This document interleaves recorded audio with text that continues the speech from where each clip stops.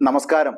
അഗ്നിവീർ രക്തസാക്ഷിയുടെ നഷ്ടപരിഹാരവുമായി ബന്ധപ്പെട്ട് ഇന്ത്യൻ ആർമിയെ കൊണ്ട് വസ്തുതാവിരുദ്ധമായ കാര്യങ്ങൾ പറയിപ്പിച്ച കേന്ദ്ര സർക്കാരിനെതിരെ വിമർശനവുമായി കോൺഗ്രസ് വീണ്ടും രംഗത്തു വന്നു. ഇന്ത്യൻ ആർമിയെ ഉപയോഗിച്ച് ഇന്ത്യയിലെ ജനങ്ങളെ തെറ്റിദ്ധരിപ്പിച്ചുവെന്നായിരുന്നു വിഷയത്തിൽ കോൺഗ്രസ് നടത്തിയ പ്രതികരണം. പാതി വെന്ത കാര്യങ്ങളാണ് ഇക്കാര്യത്തിൽ കേന്ദ്ര സർക്കാരും ഇന്ത്യൻ ആർമിയും പറഞ്ഞിരിക്കുന്നതെന്ന് അവർ ആരോപിച്ചു. ജോലിക്കിടെ കൊല്ലപ്പെട്ട അഗ്നിവീർ സൈനികൻ അജയ് കുമാറിന്റെ കുടുംബത്തിന് 98.39 ലക്ഷം രൂപ നൽകിയിട്ടുണ്ടെന്ന് ഇന്ത്യൻ സൈന്യം കഴിഞ്ഞ ദിവസം പോസ്റ്റിൽ പറഞ്ഞിരുന്നു. ഇതിനു പിന്നാലെയാണ് വിഷയത്തിൽ വീണ്ടും വിമർശനവുമായി കോൺഗ്രസ് എത്തിയത്. ഇന്ത്യയിലെ ജനങ്ങളെ തെറ്റിദ്ധരിപ്പിക്കാൻ പാതി സത്യങ്ങൾ മാത്രമാണ് ഇപ്പോൾ പുറത്തു വന്നിരിക്കുന്നത്. ജനുവരി 18-നാണ് കുഴിബോംബ് സ്ഫോടനത്തിൽ അഗ്നിവീർ സൈനികൻ അജയ് കുമാർ കൊല്ലപ്പെടുന്നത്. ലോക്സഭയിലെ തന്റെ ആദ്യ പ്രസംഗത്തിൽ അഗ്നിവീർ സൈനികരോട് കേന്ദ്രം പുലർത്തുന്ന അവഗണനയ്ക്കെതിരെ നേതാവ് രാഹുൽ ഗാന്ധി വിമർശനം ഉന്നയിച്ചിരുന്നു. അഗ്നിവീർ സൈനികർക്ക് യാതൊരു രീതിയിലുള്ള ആനുകൂല്യങ്ങളും നൽകുന്നില്ല, ജോലിക്കിടെ മരണപ്പെട്ടാൽ നഷ്ടപരിഹാരം പോലും കൊടുക്കുന്നില്ലെന്ന് രാഹുൽ പാർലമെന്റിൽ പറഞ്ഞു.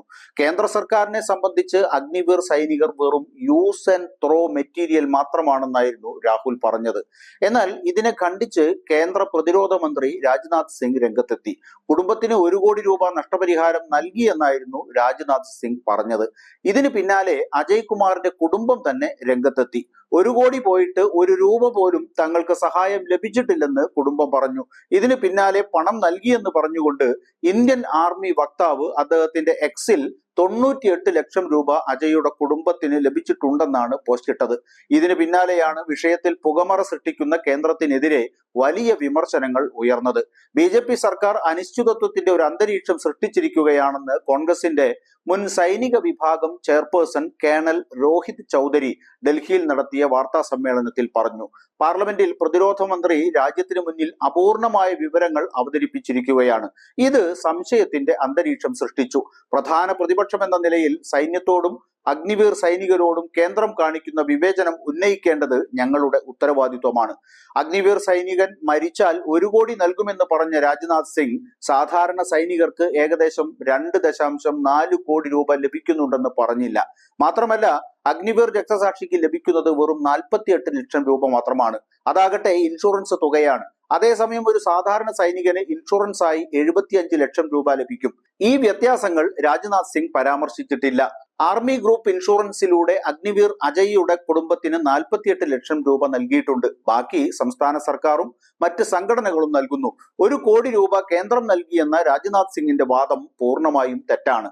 ചില തെറ്റിദ്ധാരണകൾ സൃഷ്ടിച്ച് മോദി സർക്കാർ ബോധപൂർവം സത്യത്തെ മറച്ചുവെക്കുകയാണെന്ന് അദ്ദേഹം വാർത്താ സമ്മേളനത്തിൽ പറഞ്ഞു. മോദി സർക്കാർ അർദ്ധസത്യങ്ങൾ പറയുന്നു, ബോധപൂർവം അവ്യക്തതകൾ ഉണ്ടാക്കുന്നു.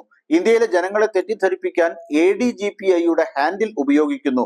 ഇതിനെ അപലപിക്കുകയല്ലാതെ മറ്റെന്തു ചെയ്യാൻ എന്നും അദ്ദേഹം ചോദിച്ചു.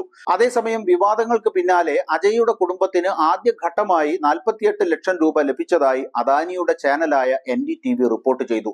ഞങ്ങൾക്ക് ICICI ബാങ്കിൽ നിന്നും 48 ലക്ഷം രൂപ ഇൻഷുറൻസ് ലഭിച്ചിട്ടുണ്ട്. സൈന്യത്തിൽ നിന്ന് വന്ന തുകയാണെന്നാണ് അറിയുന്നത്. മുഴുവൻ തുകയും ഇതുവരെയും ലഭിച്ചിട്ടില്ല. 60 ലക്ഷം രൂപ കൂടി തരാമെന്ന് സൈന്യം അറിയിച്ചിട്ടുണ്ട്. ആ പണം ഇതുവരെ ഞങ്ങൾക്ക് ലഭിച്ചിട്ടില്ല. എപ്പോൾ കിട്ടുമെന്ന് അറിയില്ല എന്ന് അജയ്യുടെ അച്ഛൻ NDTVയോട് പറയുന്നതാണ് പുറത്തു വന്ന റിപ്പോർട്ടിലുള്ളത്. ഈ വിവാദം കത്തി നിൽക്കെ മറ്റൊരു ആരോപണവുമായി മുൻ നാവിക മേധാവി രംഗത്തു വന്നു. അഗ്നിപഥ് പദ്ധതി നടപ്പിലാക്കിയത് സൈനികർക്കുള്ള പെൻഷൻ ചെലവ് കുറയ്ക്കാനാണെന്നാണ് മുൻ നാവികസേനാ മേധാവി പറഞ്ഞത്. ജമ്മു കശ്മീരിൽ കുഴിബോംബ് ആക്രമണത്തിൽ കൊല്ലപ്പെട്ട അഗ്നിവീർ അജയ് കുമാറിന്റെ കുടുംബത്തിന് സർക്കാർ നൽകിയ നഷ്ടപരിഹാരവുമായി ബന്ധപ്പെട്ട വിവാദങ്ങൾ ഉയരവെയാണ് പുതിയ വെളിപ്പെടുത്തലുമായി മുൻ നാവികസേനാ മേധാവി കരംബീർ സിംഗ് എത്തിയത്. അഗ്നിപഥ് പദ്ധതി സൈനികരുടെ പോരാട്ട വീര്യം കുറയ്ക്കുമെന്നും പെൻഷൻ ബിൽ കുറയ്ക്കുക എന്ന ലക്ഷ്യത്തോടെയാണ് ഈ പദ്ധതി സർക്കാർ മുന്നോട്ട് വെച്ചതെന്നുമാണ് സിംഗ് പറഞ്ഞത്.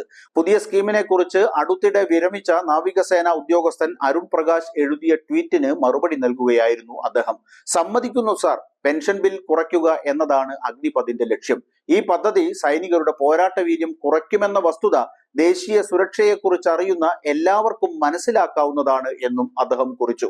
2022 ജൂണിൽ NDA സർക്കാർ പദ്ധതി പ്രഖ്യാപിക്കുന്നതിന് മാസങ്ങൾക്ക് മുമ്പ് അഗ്നിപഥിനെ കുറിച്ചുള്ള ചർച്ചകളിൽ ഉൾപ്പെട്ട പ്രധാന വ്യക്തിയായിരുന്നു കരംബീർ സിംഗ്. അഗ്നിപഥിനെതിരെ അദ്ദേഹത്തിന്റെ പ്രതികരണങ്ങൾക്ക് വലിയ സ്വീകാര്യത ലഭിച്ചിരുന്നു. ജനുവരിയിൽ ജമ്മു കശ്മീരിലെ നൌഷയിൽ ബോംബ് സ്ഫോടനത്തിൽ അഗ്നിവീർ അജയ് കുമാർ മരണപ്പെട്ടിരുന്നു. ആ സംഭവം കഴിഞ്ഞിട്ടിപ്പോൾ 6 മാസമായി. ഈ വിവരങ്ങൾ വ്യക്തമാക്കി കുടുംബത്തിന് കേന്ദ്രത്തിൽ നിന്ന് നഷ്ടപരിഹാരമോ സഹായമോ ലഭിച്ചില്ലെന്ന വീഡിയോ രാഹുൽ ഗാന്ധി പുറത്തുവിട്ടതിന് പിന്നാലെയാണ് സിംഗിന്റെ ഈ പരാമർശവും വന്നത്. സൈന്യത്തിന്റെ പതിറ്റാണ്ടുകൾ പഴക്കമുള്ള റിക്രൂട്ട്മെന്റ് സമ്പ്രദായത്തിൽ നിന്നുള്ള ഒരു പ്രധാന വ്യതിചലനമായിരുന്നു അഗ്നിപഥ് പദ്ധതി. ഈ പദ്ധതിയിലൂടെ എടുക്കുന്ന സൈനികരെ 4 വർഷത്തേക്ക് മാത്രമേ റിക്രൂട്ട് ചെയ്യുന്നുള്ളൂ.